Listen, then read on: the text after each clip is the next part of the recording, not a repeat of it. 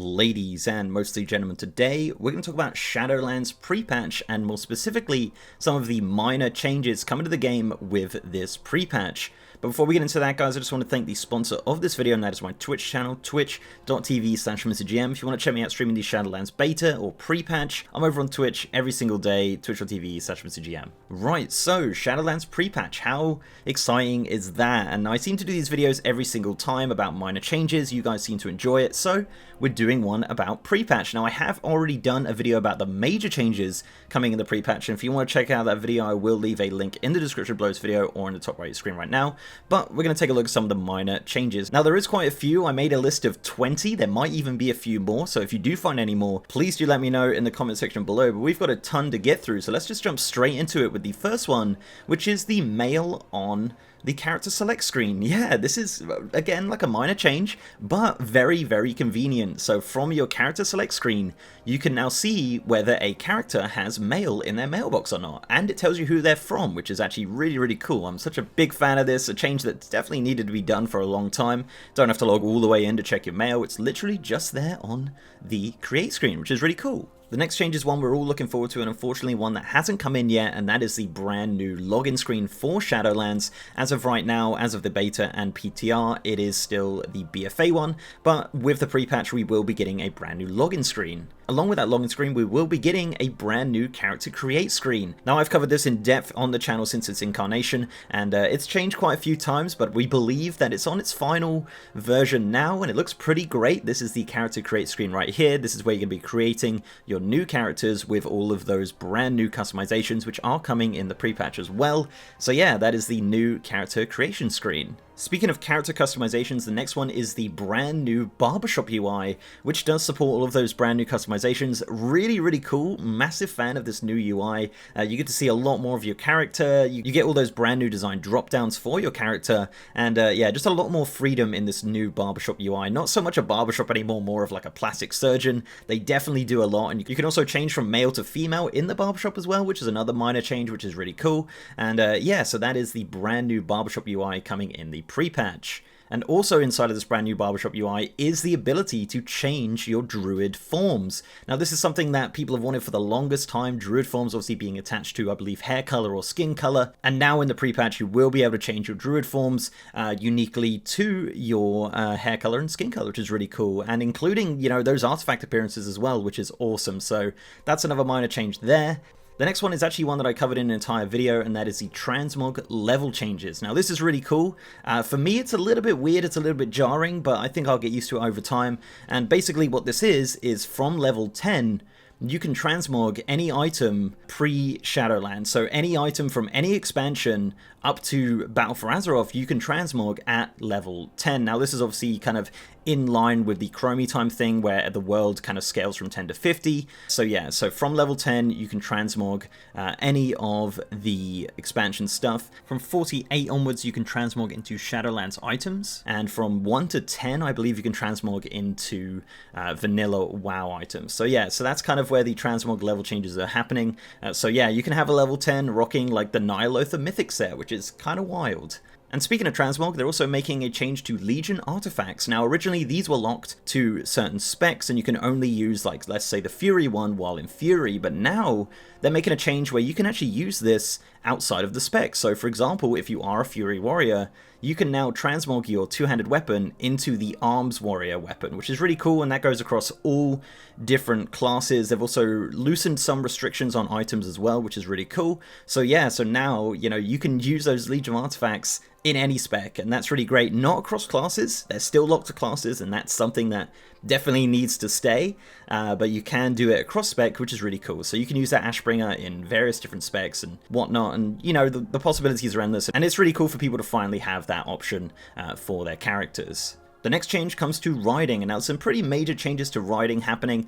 The removal of artisan riding, the 280% riding, is being removed as of the Shadowlands pre-patch, so we will only have 310 and 150 for flying. The level caps are also changing as well, where 60% riding is at 10, 100% is at 20, flying is at 30, and epic flying is at 40, and that's how it's going to work from now onwards. As of the PTR pre-patch, when you copy over a character with 280%, you don't get upgraded or downgraded, you just still have the artisan riding. So it looks like you might have some rare characters that still have artisan riding even after it's removed. So yeah, unfortunately you're not getting upgraded, which is a shame, but you know, that could change over time. But yeah, the big change here is that they're changing the level caps of different riding. And I guess to just add on to riding as well, they will be removing Warlords of Draenor Pathfinder and Legion Pathfinder. Now the achievements still will exist, but you do not need them to fly in Draenor or in the Broken Isles. So as soon as that pre-patch launches, guys, you will be able to fly in Legion and Draenor if you don't already have Pathfinder, which is just amazing. I know people are really happy about that one. Another change that's coming in the pre-patch is the changes to heirlooms. Heirlooms will now have a set bonus as opposed to increased level percentages. Wearing an heirloom will not increase the speed of your leveling. They still will work exactly as they do previously, where they level up with you and the stats change. They will have set bonuses which affect your rested XP and give you little buffs when you level up and little things like that. Nothing too major in regards to the set bonuses. They're not game breaking or anything like that, but they are changing that. They're also keeping the upgrade system to heirlooms, so if you have upgraded them, that's still going to be relevant going into Shadowlands, and they cap out at level 50, so you won't be using heirlooms in the Shadowlands, but heirlooms are getting a change as of the pre-patch there. Speaking of leveling, one thing that is changing that's going to be kind of cool is the class trial. Now the class trial has been around for a little while and they do change it every single expansion, Shadowlands being no different. The class trial will now take place over Icecrown and will involve the Scourge attacking the airship, which is really cool. Other than that, the only really big change to the class trial is obviously the way that it teaches your spec, because some specs have changed quite a lot as of the Shadowlands pre-patch. So yeah, that is the updated class trial now taking place over Icecrown with the Scourge attacking. Kind of cool, definitely worth doing. Some cool voice lines there from Matt Mercer as well, which is always great. So yeah, update class trial will be coming in the Shadowlands pre-patch. Now the next minor change is probably going to annoy some people, and this is a change to Allied Race Heritage Armors. Now I've been going around telling people that it's going to be level 45, which is the equivalent to 110. That's how it works right now. But no, they are changing it to level 50, so you have to get to level cap, which is level 50 as of the level squish, on your allied race to unlock that heritage armor. So they are increasing it, but kind of decreasing it at the same time because leveling is a lot faster now. But yeah, so allied races will now get their heritage armor at level 50, which is the equivalent to level 120. Now for people that have already unlocked it, that's not going to change. You will still have your heritage armor unlocked, but for new people who want to level up a new allied race and get that heritage armor, they will need to reach level 50, which is the max level of the Shadowlands pre-patch. So one cool change they actually added recently, which I haven't seen a lot of people talk about, is the quick keybind mode. Now this is something that Addons have been doing for years. It's pretty great for Blizzard to finally be embracing this. Essentially what it is when you're doing your key bindings, you can click the quick keybind mode and it goes into this screen, and as you hover over the buttons, you can just press the button you want it to keybind to. Super quick, super handy. You know, as I said, Addons have been doing it for years, but now it is in the default UI that Blizzard are adding. Really like it. I use it a lot on the PTR and beta, and people are kind of blown away, like, oh cool, how did you do that? And I'm like, yeah, it's built into the game now. So yeah, quick keybind mode is coming to the game in the Shadowlands pre-patch. Speaking of quality of life things, this is a really awesome one. You're actually able to add new add-ons to your game without logging out. Now previously when you add a new add-on, you gotta log out, you gotta close the game, you gotta log back in, all that kind of stuff. But now in the 9.0 client, all you have to do is download that add-on, do /reload, and there it is. The add-on is on your screen, which is absolutely awesome. Such a massive quality of life change, especially at the start of the expansion when people are trying out new add-ons, trying out different things. Love that a lot. So as I said, you just download your add-on, /reload in game, and there it is. Amazing, absolutely amazing. The next one is a really cool one as well, and that is the quest marker. Now this has been grandfathered into all of the old quests of World of Warcraft, so I'm a big fan of that for sure, and this essentially just tells you where to go on your screen. Now you can disable it if you really want to, but yeah, you have a quest marker. So say you have a quest hand in at a certain location, once you get close to it, it will give you a marker on your screen, and not only will it be a marker on your screen, it will tell you exactly where it is in regards to, like, you know, the level. You know, is it underground, is it up, is it down? That's really cool. I like that a lot. You know, it can come in handy a lot, you know, especially when you can't find that pesky quest hand in. It's going to give you the exact point of where that NPC is, and that has been grandfathered in, as I said, through the older expansions. So if you do struggle with like a quest in Burning Crusade where you're like, where the heck is he? It's going to tell you exactly where he is, and that's really awesome. So the quest marker is coming in the pre-patch. Big fan of that. I think it's a cool little change that they're putting in. Another cool little change in relation to the quest marker is a shareable map pin. Now this is something that obviously TomTom have done forever, where you could put a pin on the map, but now it's built into the game. Now you get one pin that you can share, so you put that on your map, as you can see right here, and you can click that to put that into the chat, and you can link that in general, in party, in say, or whatever. So say for example you find a rare in the Shadowlands, you're like, oh my god, I need to tell everyone about this because it drops a mount.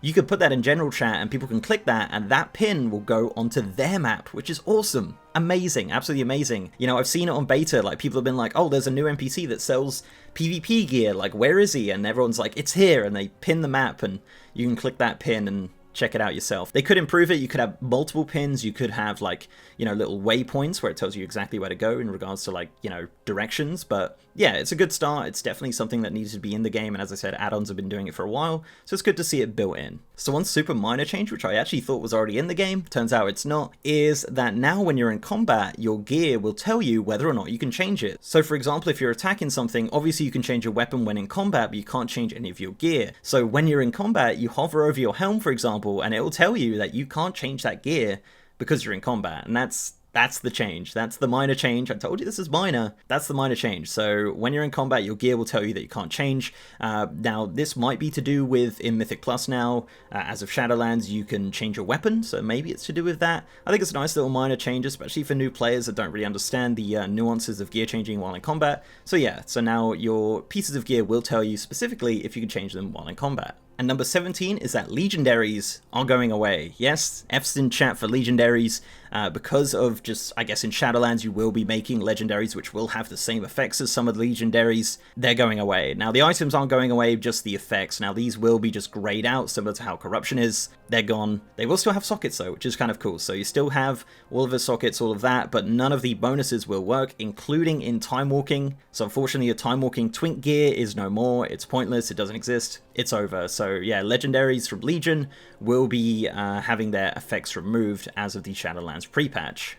Speaking of being removed, drums, the Heroism, Bloodlust drums, will be getting a massive nerf. Originally, the boost was a 25% haste boost. It is now a 15% haste boost. This is affecting all of the drums throughout all the expansions, so the BFA drums will be 15% now, as well as the Shadowlands drums. If you want 30%, you will actually need a class that has Heroism or Bloodlust or whatever they're called these days. I don't even know.